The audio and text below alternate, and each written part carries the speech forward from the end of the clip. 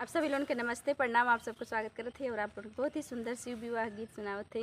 ऊंचा तुहरो लीला राये गौरा नया रतनार। अरे ऊंचा तुहरो लीला राये गौरा नया रतनार। अरे कैसे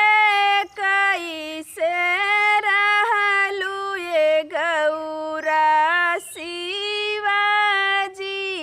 के साथ। अरे कैसे रहलू ये गौरा शिवाजी के साथ। अरे तबियालू ये अम्मा शिवाजी के साथ। अरे तबियालू ये अम्मा शिवाजी के साथ। अरे का पूछेलू ये अम्मा शिवाजी के बात। अरे का पूछेलू ये अम्मा शिवाजी के बात। हमसे जे कहबू ये बेटी रखब छिपाय। अरे हमसे जे कहबू ये बेटी रखब छिपाय। अरे भाऊजी से कहबू ये बेटी हंसी खाय। अरे भाऊजी से कहबू ये बेटी भाऊजी जे हंसी हैं।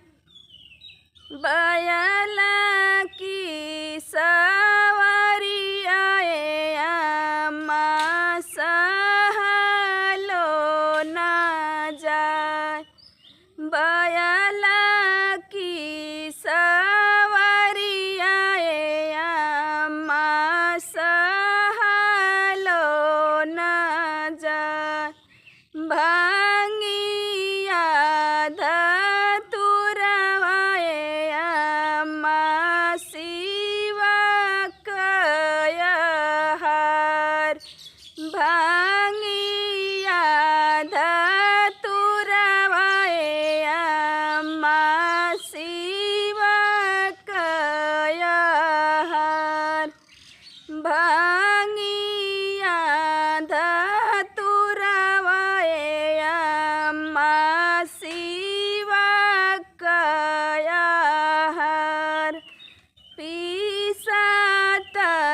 पीसत ये अम्मा हाथवा पीराय।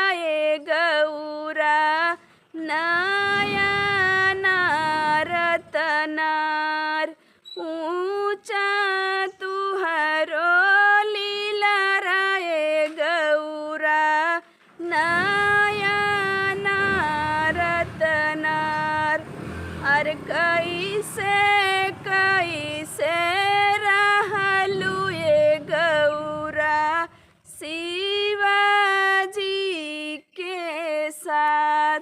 आप लोग बताओ जैसे विवाह गीत कैसा लगा था।